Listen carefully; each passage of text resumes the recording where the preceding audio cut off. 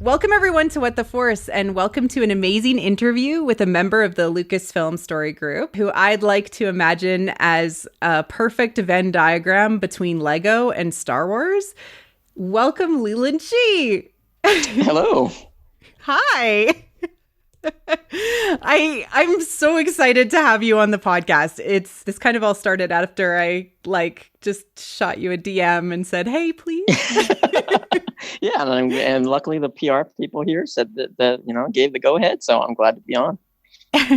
So, I mean, I've kind of had this idea, I know that you're deep into understanding everything that's going on in Star Wars and everything that kind of happens. So I didn't necessarily want to talk about kind of what is happening, but in a way, how it happens, like a day in the life of Leland in a way.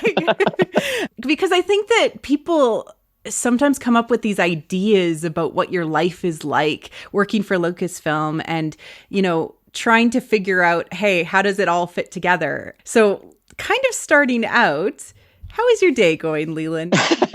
Well, we're ready to head into the break, so our offices are closed for the holidays. So it's nice to be able to get out and sort of recharge a bit. So we're at the point where we're winding down. So it's not a typical day, and not that there is a typical day. I don't know if there is a typical day because we touch on so many things. Whether it's books or games or TV or whatever, it varies for whatever the needs of the project are, who are the people that are involved. Mm-hmm. There are some creators that we interact with more than others. So it really it really varies from day to day. It sounds like the project work itself is almost like a wave pool. Like maybe it comes in waves and you're busy for a while and then... No. There's no wave. No, it's just always busy. It's always a tsunami. There's always stuff. There's always a tsunami. Yes, and it's just what's in the tsunami. Trying to stay on top of it. Yeah, because the stuff that we're looking at, sometimes it's big picture stuff, sometimes it's the most minute details that we're getting asked about. So we are just trying to stay on top of it. So your job title, I believe, is the Keeper of the Holocron. Is that officially was that on your job? No, offer letter? That title came about because when I first started, I started in licensing. And specifically when I started for licensing, it was as part of the deal for Wizards of the Coast, which creates the Magic card game. They had the license for the role-playing game. D20? Yeah, D20, yeah, right? Yeah, the D20 role-playing game. And so... Yeah. As part of that license, the director of publishing at the time, Lucy Wilson, and Bill Slavacek at Wizards of the Coast decided that, we need to have some sort of repository for this information. So we're going to have somebody build a database that stores. And this is 2000. This is year 2000. So there's not really. So just after Phantom Menace came out, mid Attack of the Clones. Right. And there's Wikipedia does not exist. Mm-hmm. Online, there's somebody that has sort of the unofficial, Bob Vitas's unofficial encyclopedia, I think, was around. Mm-hmm. But we really needed something internal to track not only things that had been done before, but also things that were currently in development. Mm-hmm. And their role-playing game was going to draw from content from everywhere, from books. So that's when it was decided that they would build this database. I come in and I build the database, and then the director of publishing, Lucy Wilson, says, "So what do you want to name it?" So instantly I was like, "This is the Holocron. This has to be the Holocron." It is. Yeah. It only makes sense. So that's how the Holocron came to be. And then when Wizards printed their role-playing game, they had me listed as the Keeper of the Holocron. So that's where that came from. So your job title is not actually Keeper of the Holocron, which I am incredibly disappointed about. Not technically. And for the longest time, I kept my job title. The job title that was, as it was posted, was Continuity Database Administrator. And so I... Less sexy, I'm sorry. But if I were ever looking for employment elsewhere, database administrator would be a skill that people would recognize. Yes. They might not recognize Keeper of the Holocron. So is it a SQL database? What do you mean SQL? What does that mean? Like, it's like programming code. Oh, I'm no, just no, no, wondering, no, it's no, no. like, is it built out of just like an access database? Is it FileMaker? FileMaker? Yes. Okay. Well, the original, yeah. When I started, the goal was to pull in as much information as I could from every source possible. So when you say access, there was a product called Behind the Magic that I had worked before I joined licensing. I was a game tester at LucasArts. Okay. And while I was at LucasArts, there was a product called Behind the Magic. It was a multimedia CD-ROM that had deleted scenes before DVDs were a thing. It had the scripts. It had videos and audio. There was stuff on collectibles and toys. So it really encompassed the gambit of all Star Wars. And that was done in Access. So when I started FileMaker, I ported everything from Access. I took Steve Sansweet's and printed a Star Wars encyclopedia that went into it. And it was just basically anything I can get my hands on, I put into the database. Like Rancho Obi-Wan? Steve Sansweet? Yes. Steve Sansweet. Okay. Steve Sansweet wrote the Star Wars encyclopedia. That's awesome. That first one. That first version. That was the starry background. It's the printed encyclopedia. It was called the Star Wars Encyclopedia. Oh, okay. Yeah. Okay. That's awesome. Yeah. So you had like almost media files mixed with kind of, I don't know, tidbits. I don't. Yeah. No, it's mostly just text based with the way that it's handled in FileMaker. There are links to certain images, but it's most the images are there just for a quick reference. We have other assets that go into other sort of asset management systems. Do other people like have access to update entries? Kind of like they have access to read the database, but I'm the only person that puts stuff into the database. Yeah, I'm the only person with the right access. So can they send you like a list of things and then it like updates certain records? And I'm weirdly fascinated by this. I'm so sorry. It just seems like a lot to keep track of, and like so I'm when we're looking at stuff for approvals is when I'm entering it into the database, and it goes into this sort of holding section of the database where this isn't where it's not quite final, but this is the stuff that's in process, in draft. And then in theory, like when it becomes final, then it moves into sort of like the released version of the content. But it's all text-based, with just maybe a representative image if such a thing even exists. Yeah, exactly. Yeah. Oh, and I've heard that it's pretty detailed, like even down to the smell of certain things. Like it can include that kind of information. Smells not so much. Yeah, we do kind of get asked. We have gotten that asked, especially when you have things like the parks that are interested in, because we've never, before the parks, and we had a little bit of the Void experience, Secrets of the Empire, where they what does Mustafar smell like? And then burning. Yeah, so they go through different versions of campfire smell to get the right one that is pleasant. So. What does Mustafar smell like? I'm guessing that they're trying to get everything right for Galaxy's Edge. Like maybe that's kind of the direction, and so they're trying to understand, hey, what has been thought about? And you think about it, and it's like, well, do you really want to have what Mustafar smells like, or do you want something that is an appealing representation of what it might smell like? That's not going to make people sick or whatever. Yeah. So it's something that people can kind of understand and process, and not like realistic. Because this is a space fantasy fairy tale, right? So it doesn't necessarily need to be accurate. Yeah. If it's unenjoyable.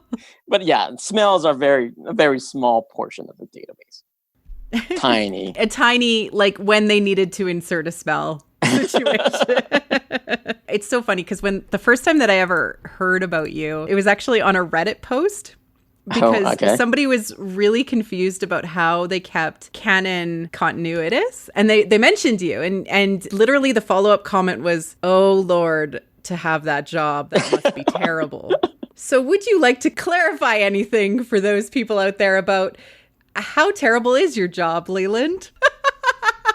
My job is it's pretty awesome. I am a lifelong Star Wars fan, and always paid attention to if things didn't quite line up. So being in the position where I am, it's a dream come true.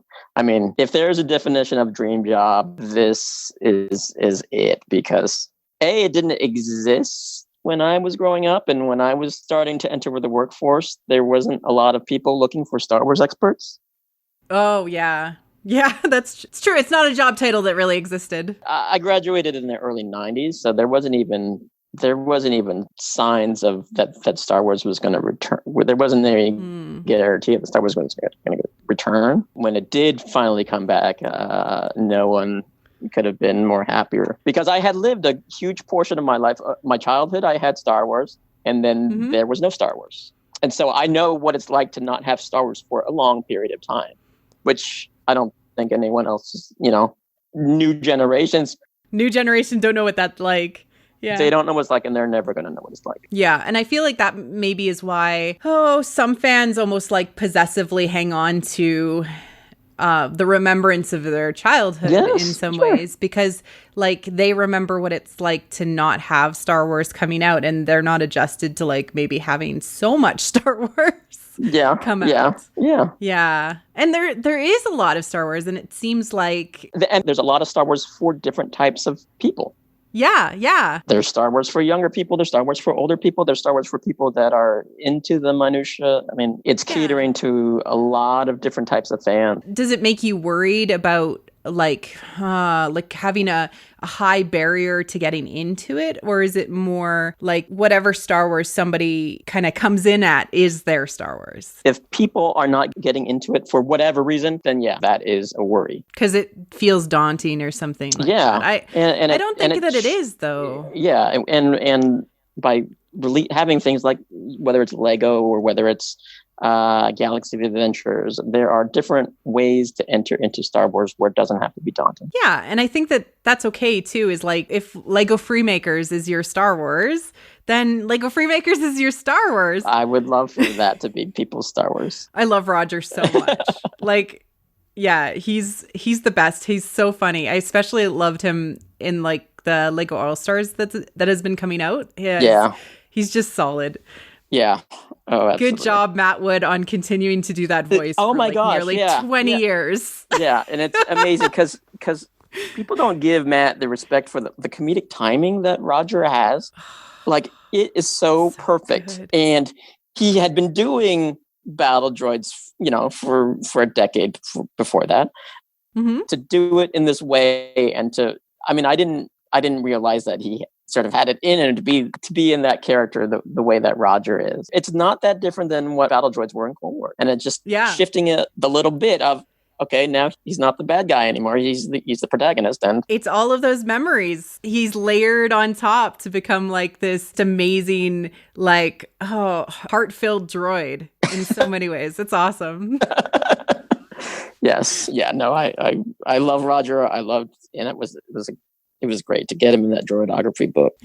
We were wrestling with the idea of who should be our guide in this book. Mm-hmm. Was it going to be C-3PO? Was it going to be... And somewhere along the line, we were just thinking, you know what? Roger's important to the brand because he is he's recognizable whether you've seen Freemaker Adventures or not. Yeah. Because everyone knows battle droids from the prequels. So you have sort of that instant recognizability of him just being battle droid. But if you know further, you know that his story crosses paths across all the eras. He was the type that would document this stuff as you see in All Stars, that he was very thorough and he remembers everything. I mean, you have C-3PO and you have the thing about whether C-3PO had his memory wiped. Did he get his memory back or what? You have those questions. And with Roger, you don't have those questions. And R2 can't really talk. And R2 can't really talk. And you know what? He's probably not sharing everything that he knows. No, he watches. Yeah. That's what he does. And no one thinks to even ask him, like, oh, you know, hey. You were at the Jedi Temple. You were at the Jedi Temple when, okay, interesting. I watched episode 3 and you see R2. When do you see R2 after Order 66? Well, so C-3PO and R2 have a brief conversation when Anakin talks to Padme. Yes. And he's like, hey, everything's going to be okay. I just have to do this one last mission. What is R2 thinking right there? What has R2 seen at that moment? Well, he says something to C-3PO like, I don't know that Anakin's himself. And C-3PO's like, he's just under a lot of stress. Yeah.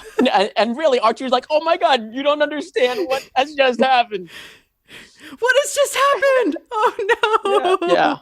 Yeah. I got to tell you what I just It's like, no, don't, Archer, don't worry about it. You know, no, he's under a lot of stress. Like C-3PO, come on.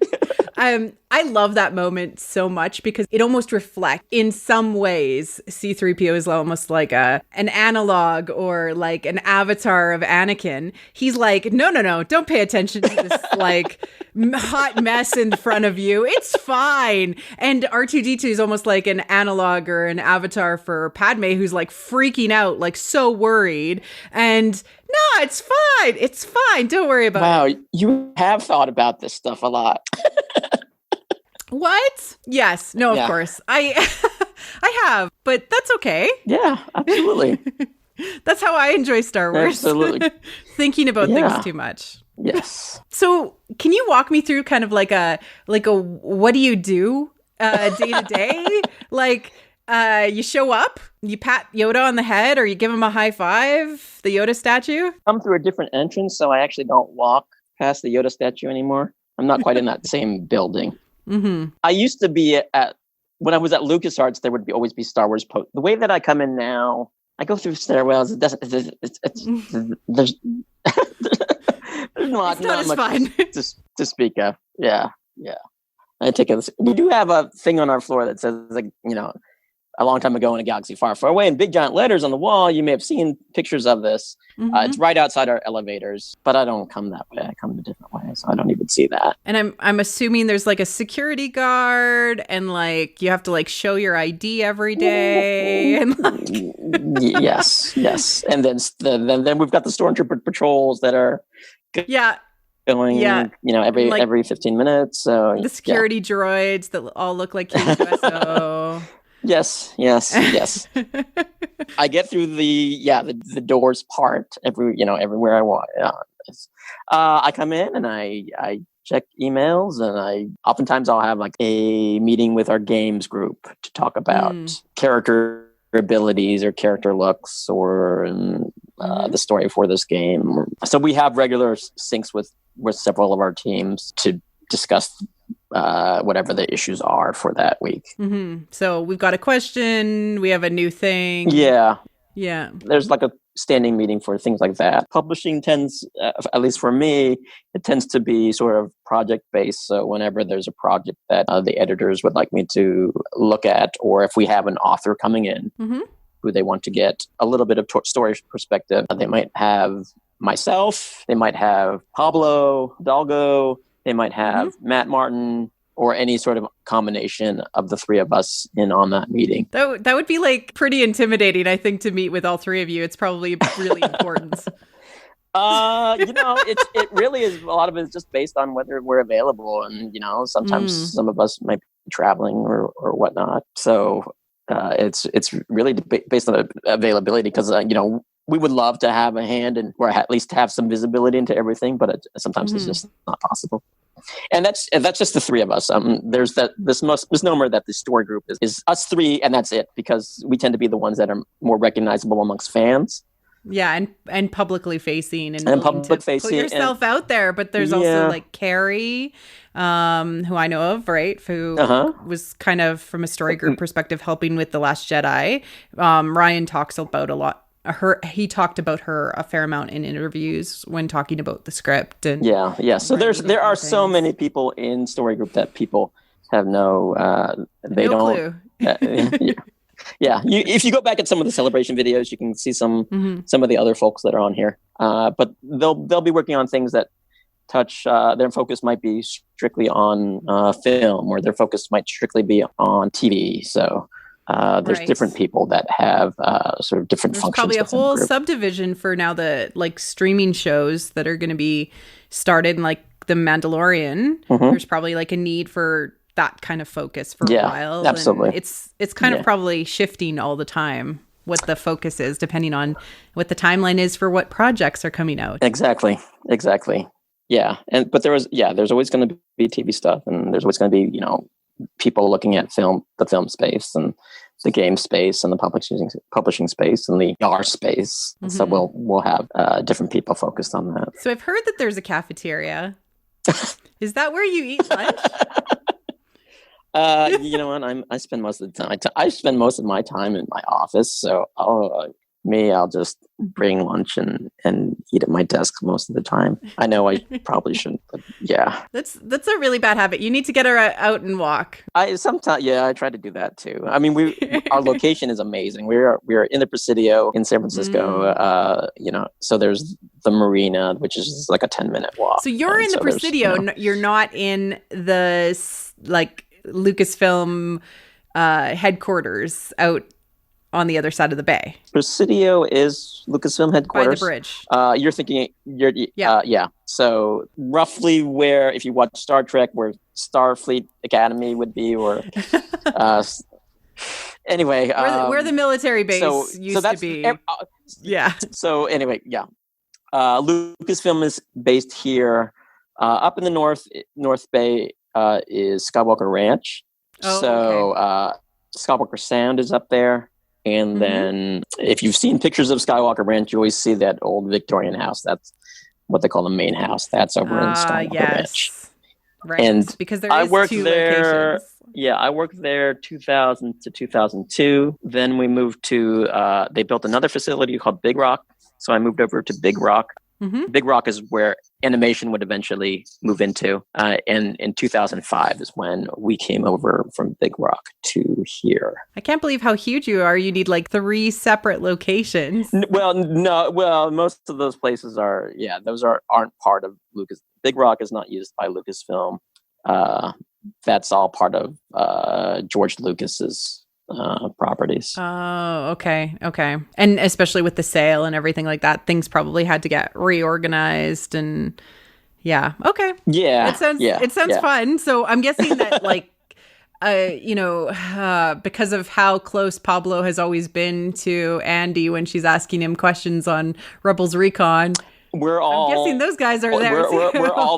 We're all in this building. ILM is in this building. The games group is in this building. All our business units are all here. Product development is here. So yeah, the Presidio location is what is considered Lucasfilm headquarters. That's great. I mean, it seems like it's also more centrally located, so you don't have to drive like a million miles to get. Oh yeah.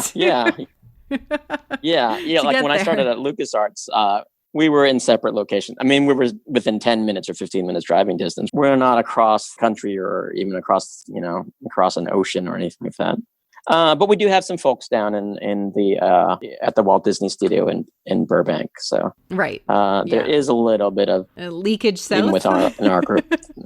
Yeah, they've gone south a little bit. And ILM, they have different locations elsewhere. Right. So for like the graphics and everything like that, like all of that, there's a group in London that is close to the Pinewood Studios where they do the shooting. Right. And there's a location in Canada, and then the animation studio in Singapore. Oh, okay. Wow. I really had no clue it was that huge and spread out and all over the place. That's awesome.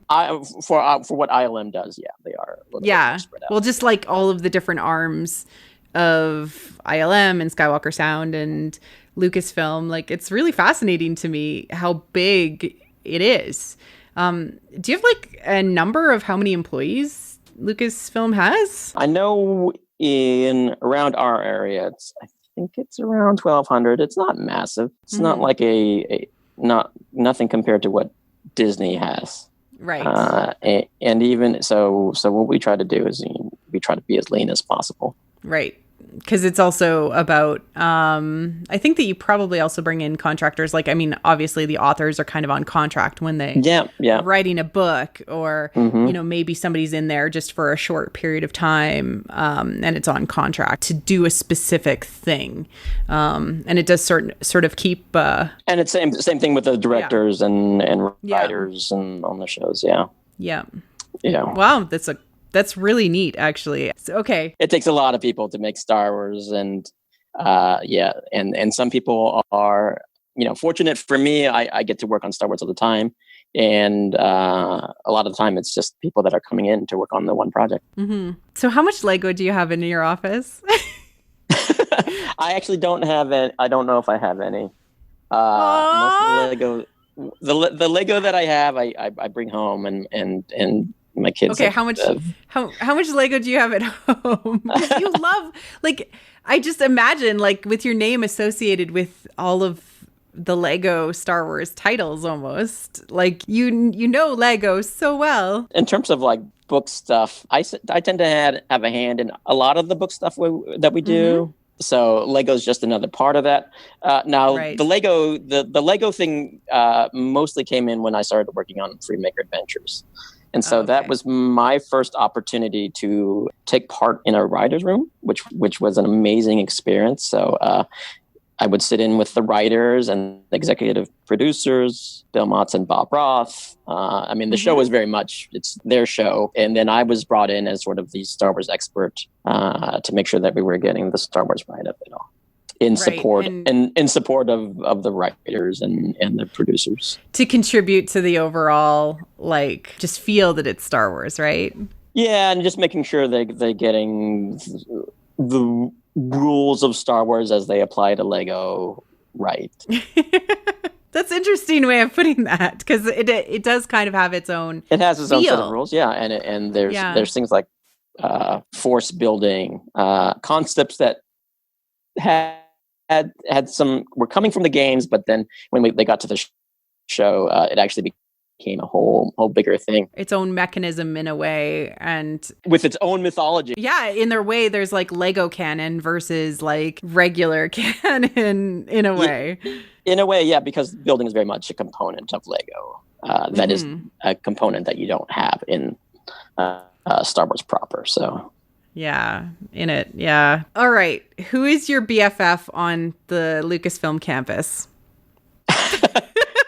Well, I share an office with Pablo. Oh. And Pablo and I have shared an office for the past 7 years. So, fellow Canadian. Hello, Pablo. He was here earlier. He actually just left. So I was at Games for 3 years, and then I moved to licensing in 2000. And when I started in licensing, it was the same month that Pablo started in online. So we have actually sort of been on this journey together since that. We went to the first new employee orientation together. And I'm not sure if Lucasfilm had understood how much geekery they had just brought into their midst. Consumed? Like, yeah. How can we handle this much? Yeah, but I remember walking out of that new employee orientation and Pablo and I having like sort of just these grand dreams of what we would see our involvement with Star Wars become and just how we wanted to see things. And then in 2013 is when we were brought into the story group, and it was just sort of a culmination of those 13 years of oh my gosh. High-fived? Yeah. And something like that. He got himself a coffee, and you got yourself a water. Yeah. Well, the coffee thing is... it's just so weird how things like that become a thing. But yeah, that's so funny. Like, that's the thing. Like, we only see, as fans, this, like, I don't know, weird, like, view into what happens kind of behind the curtain. Well, yeah. There's the Star Wars show version of Lucasfilm, which is... We have musicals and people dancing and Mandalorians dancing all the time, which is an amazing view of Star Wars. If that's how everybody thinks what Lucasfilm is like, I'm perfectly fine with that. Pablo regularly spends time staring out the window. Yes, yeah, with his finger, yeah. I love what they allow the Star Wars show people to do. Yeah, it's so amazing that they. And Scott Bromley, who sort of, it's his vision. It's his vision when they do the craziest stuff, and he's the voice of Yoda, the Yoda statue. Yes, he's the guy. He's big business. He's the big business guy. That especially during like the first season, they had business. That's Scott Bromley. It's business. Yeah, but it's such a whacked out view, and I love it. It's so surreal. But really, it's more just, hey, what are we currently working on? What problems do we have to solve? Absolutely, yeah, and the beauty of what we get to do as part of Story Group is we have insight into everything that we're working on. So if there are connections that can be made between different projects, or if there's a certain thing that we can seed in, we are in the position to be able to do that. Yeah. And I think it was Jason Fry told me that he occasionally gets a call up when he was writing the novelization, is like, make sure to put this in. And he was like, what? Yeah. Yeah, usually it's that like will be, those little things. Yeah, those little things are usually a story person that are like, hey, would be a great idea to sort of seed this in, or this fits in just perfectly. Yeah, so that's usually coming from Storygroup, because I don't see that. I don't see how that would come from anywhere else. Just make sure to do this one thing. That's all.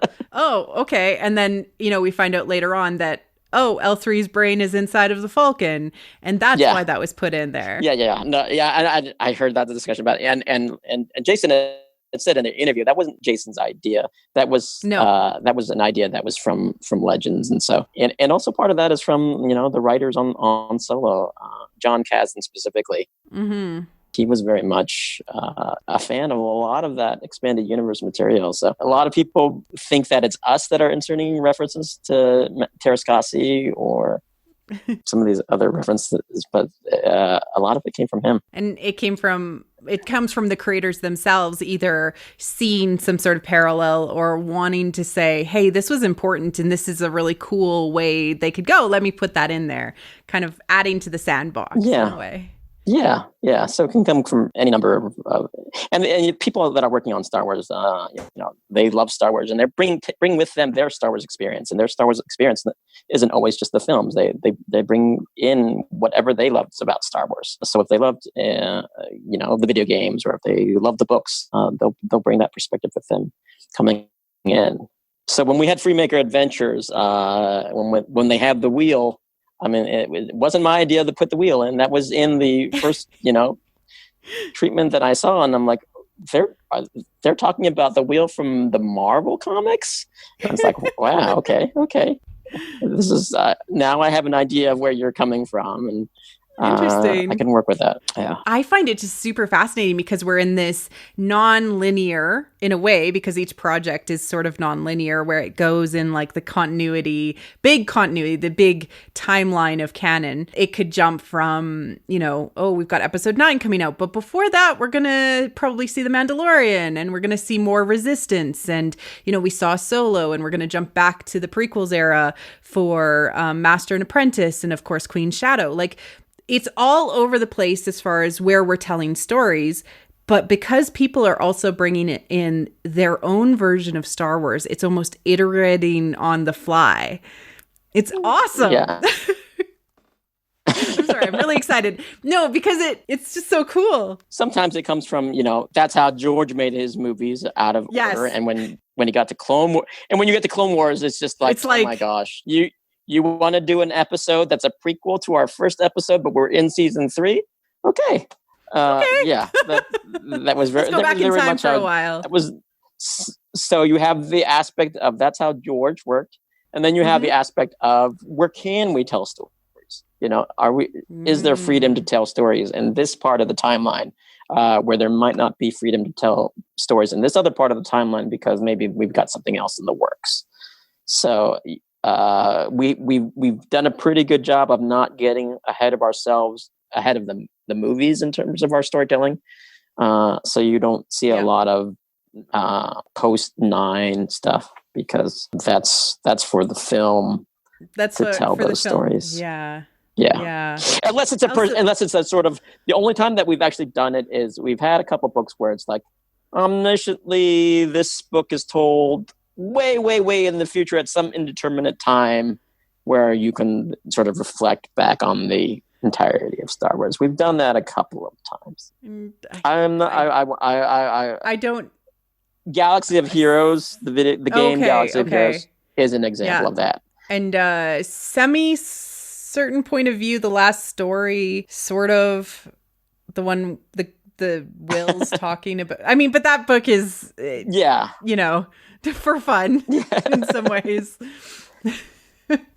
I love that book so much. It is fascinating. I just love, like, unreliable narrators. Yeah, and it gives the authors the freedom to sort of explore things where, otherwise they would have been completely constrained. So what have you worked on that has been your favorite thing to story tell? Because I think one thing that I've heard it like from Jason, but like Jason Fry. But one thing about the Lucas Story Group is that you guys are storytellers. You're contributing to the overall story as well as the individual stories that you're telling. What is the favorite sort of property or project that you've worked on? My role at Lucasfilm hasn't changed that much. I mean, I've always been, I've been the keeper of the Holocron for so long. And part of that was when I was doing that earlier on, it was just like not letting our creators, our writers, letting their vision come through. And I'm there just to support the vision. And that's always how I view my particular role within story is I am there to support other people's visions. Freemaker Adventures is sort of like the one sort of chance that I've gotten to sort of break out of that and actually contribute more so than usual to the crafting of the story. And that was just because I loved working with Bill and Bob, and I loved what we were doing and there was this freedom to create a whole new mythology without some of the confines of yes, we can say this is the first Kyber crystal lightsaber because in Legos that would work. We might not be able to do that in other storytelling mediums. It's like Lego is like fuzzy canon. Like it is kind of in an unreliable way, They dubbed it canon adjacent, which I am not disagreeing. Canon adjacent. Yeah, that was the term that Bob Roth came up with. So I view it like it's almost like a window by which you can view the fundamentals of Star Wars through absolutely different angle. But again, it's like through like a Lego window. Yeah. And then when you get something like Roger and Droidography, things can seep into the larger universe. If it makes sense. Because kind of like myth, and what you're doing is building modern day myth. Like this is myth for us as like modern humans when we never like grew up in a time when myth was something that we had, where stories, with the exception of sort of like folk tales from like folk tales from our society, Johnny Appleseed or George Washington cutting down the cherry tree. Those are our myths of our days. But this is like complex, can be complex and can be very simple, myth making that is adding to the overall story, trying to tell in some ways humanistic themes, love, family, becoming. And hopefully that's what all storytelling does. I mean, not just that's what storytellers do. So I don't think it's necessarily unique to Star Wars. What's unique to Star Wars is we are able to do it across multiple platforms and have it all try to make it fit together. Yeah. As opposed to having a separate cinematic universe versus their comic universe versus their TV universe. Star Wars is in the unique to the position where we try to keep it one timeline. I would say from a property perspective of, like having video games and comics and all of the different media, movies, television shows, animation, all together, this is probably the most ambitious storytelling effort ever. I wouldn't disagree with that because it's an insane proposition to get all these different disparate groups working on the same page, because everyone's focused on what they're working on. They're focused on, their film or their game or their book. And it's sort of up to our group to try to distill those visions into sort of one cohesive story. And if there's mistakes where things overlap a little bit, that's okay. It's myth. Yeah. There can be different legends and different versions and different points of view for those stories. Sure. I think that's where unreliable narrators are like king, because like, was that actually true? Pablo probably loves them because it's like, maybe it was true. Yeah. And it definitely gives creators. It probably adds a little freedom. bit of variance though to the database, to the Holocron. Yeah, sometimes. I mean, generally what you see in the films is a pretty accurate representation of what's happening.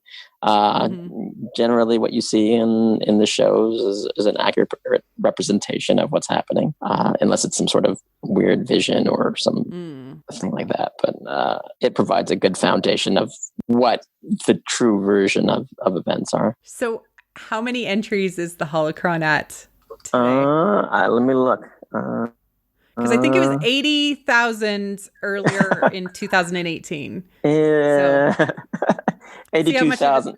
Today it's 82,727. Wow. That's what it is today. That is it is a little bit of an arbitrary number. I mean, because there are things in the Holocron where it's like, okay, that unnamed background character, they get an entry in the Holocron. This character's name that was just name dropped, they get an entry in the Holocron. So the number, I'm not sure how much weight I give to that number. Yeah. And a lot of it is how I was able to put information into the Holocron. If I had, for example, when we were doing the Old Republic MMO, they had thousands of characters. And if I were to try to input those individually, it would be sort of be prohibitive to get every single character. But if they give me an Excel sheet with 1,000 characters and 3,000 different tech modifications, boom, I put that in there, and my Holocron has just gone up by 4,000 entries in a matter of minutes. So the number doesn't really, I wouldn't put too much weight on the number, because so much of that is based on how I was able to put information into the Holocron. Right. And some might be, it's like a one entry, but it's a large amount of information. Yep. Something. Absolutely. Yeah. So when you go the Luke Skywalker, and there's, pages and pages and tons, dozens and dozens of different sources for where that information comes from. There's a lot more to that than there is to random background character in Solo, who just, maybe we don't even have a name. Maybe we have the actor's name and what scene they were in, and that's about it. Therm Scissor Punch caught a whole Denny's card, and we don't know hardly anything about him.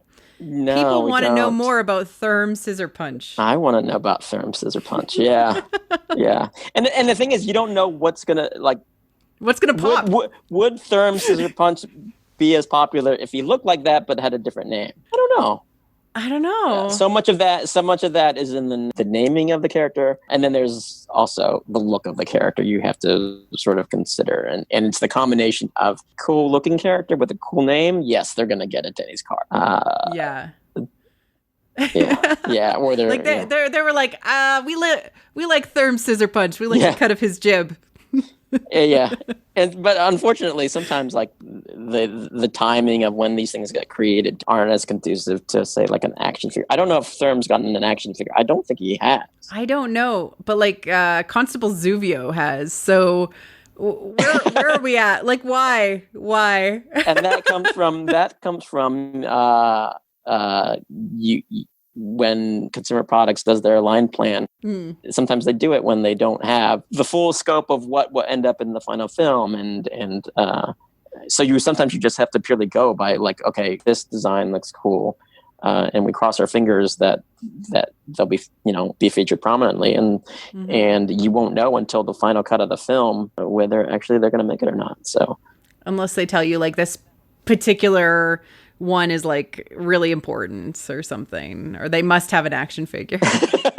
Generally doesn't happen that way, because I don't know how much assurance, especially with a background character like that. There's no guarantee. Only main characters. Yeah. And I don't think anyone knew at that time whether he was going to make the cut or not, because it just hadn't been decided yet. Yeah, because a lot happens like in the edit room, like. An example, Han Solo's dice being kind of left out of The Force Awakens in the edit room, but then being featured prominently in both The Last Jedi, and then thus the, also Solo. That's right. Like, that's right. You kind of see these little pieces, and you're like, oh, hey, we missed that bit. And I remember it was a big deal to get those dice in there in the first place. And then it ended up not getting it. And then they got redesigned because the original dice were I think they were regular dice. And then they ended up becoming more Star Warsian. Yes.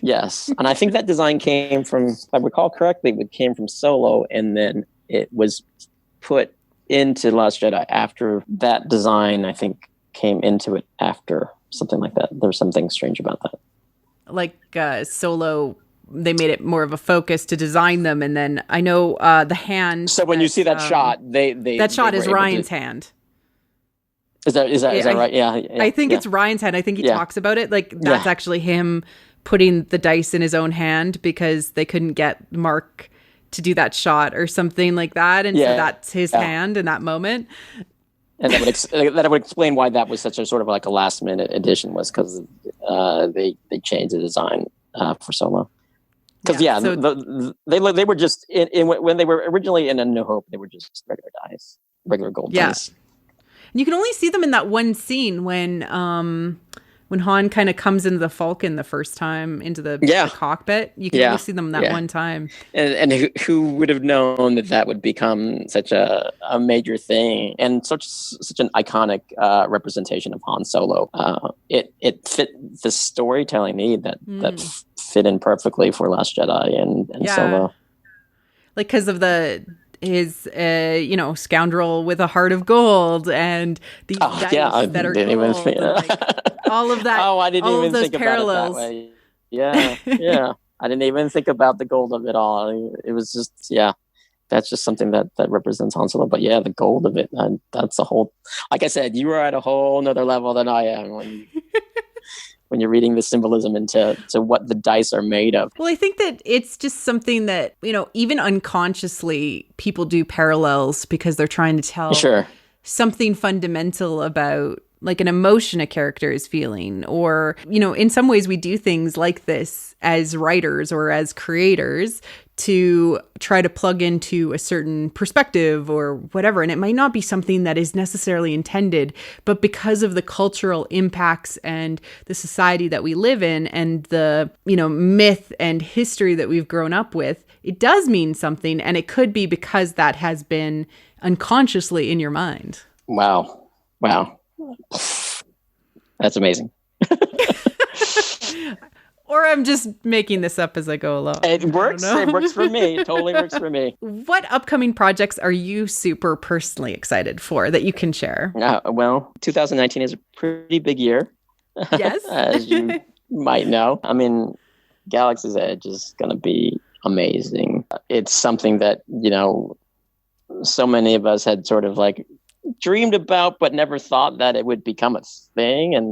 And having the sort of like a front row seat to so much of the process has been amazing, and it's something that we haven't done. So I'm super excited about that. The Mandalorian, really excited about. I can't wait to you all see what we're doing with that. Both of these are sort of the uncharted territory that we haven't done with Star Wars before. That is always exciting to me. And then of course Episode 9, where it's going to be great to see all our favorite characters back again. And Celebration, I kind of went through Celebration Drawl this year, so I know. Nice to, This is going to be my first Celebration. Oh, yeah, Celebration is always it's always an amazing time being with so many passionate fans that share their passions in different ways, but there is the commonality that we're all fans of Star Wars. So unlike a Comic-Con, passions are different. You don't understand them all, but when you come here, there is sort of this one focus thing that we are all rallied around behind. So yeah, Celebration is amazing. And I've never been to Chicago, so that should be exciting. So I'm assuming I'm going. I haven't gotten the official okay. I haven't gotten the official okay, but I assume hopefully I'll go. So we'll see. We'll see what happens. Well, I hope that you do get to go. I'm very excited myself. I already have my tickets and my hotel and my plane tickets, so I'm definitely going. It is happening. It's going to be amazing. Oh yeah. It will be. It will be because you'll be around people that love Star Wars as much as you do. I'm so excited. Yeah. Thank you just for sharing a little glimpse into what you do, how you do it, and just that you're a fan, which is so good. And thank you again. Thank you so much for your support. And I love getting to hear our authors and our talent talk about Star Wars and giving them their time to shine in their moments of Star Wars, and just celebrating what we all love. Thank you. I personally love being able to talk to fans of Star Wars that create more Star Wars, and fundamentally, like all of the people that work for Star Wars. I've yet to find someone that's working on Star Wars that doesn't like Star Wars. Exactly. Maybe it exists. I don't know, but I haven't. I've worked with a lot of people. Creators love what they're doing. Yes. They're just fans, transforming it into new and different ways of looking at it. And to me, that's just so great. It's just it makes me really happy to see all of the new content coming out, the different angles, in Galaxy of Adventures, the little shorts that we're getting, seeing that from that view, and showing those to my kids and watching Resistance with my kids. It's all different ways of telling this beautiful story. Yeah, and I've always wondered why Star Wars? Why does Star Wars inspire creators more than other franchises? And I always come back to it being George Lucas, where they would do the making of, specifically, there's one moment in one of the making of Empire Strikes Back. They show a bunch of kids where the Star Destroyer model flying through an asteroid field, but the rocks, has little rocks being hung by string. And it was that moment, that specific moment, that because it was students doing it, it was kids doing it, it empowered future creators today to think that they could make Star Wars. And there was something that George Lucas fostered in whether it was that, whether it was having the toys to play with, to create our own stories, there's something about Star Wars that made those young people want to make more Star Wars. And I don't see a lot of that with a lot of other properties. Well, and I think that it also, although it is an action adventure, it ties back to the stories that we tell ourselves growing up, about heroes and about, good and bad, and how to resolve the difference between those two, and how to find, to the sequel trilogy, especially focusing on this storytelling, the balance within ourselves as we're growing up, and I would say that, in a very Buddha way, everybody is always growing up. We're always finding our own way, and we're always trying to find balance. Yeah, absolutely. And it speaks to us as humans. That's why the journey is always striving for it, but never actually getting it. It's a continuous process of learning and growing, advancing. Yeah. Thank you so much. And where could people find you out there on the internet if they happen to be interested in maybe reaching out to you or following you or seeing what you're up to? Yeah, I have Holocron Keeper Instagram and Twitter accounts. I am a bit irregular about when I post and what I post to, but I actually tend to I will sometimes respond depending on how my commute is going that morning. So yeah, Instagram, Twitter, you can find me at Holocron Keeper. Well, thank you so much, Leland. Well, thank you. Thank you, everyone, for listening to What the Force. I'm Marie-Claire Gould, your host. Our music is the What the Force theme, orchestral music by Christy Carew for What the Force. We have a Patreon at patreon.com/whattheforce. We like to thank all of our patrons, especially those who love What the Force, Night Huntress, and In Wild Space. We are available on iTunes, Google Play, and other podcatchers, including YouTube. You can connect with us on Twitter at WT Force Show. Feel free to reach out and start a conversation. Cheers.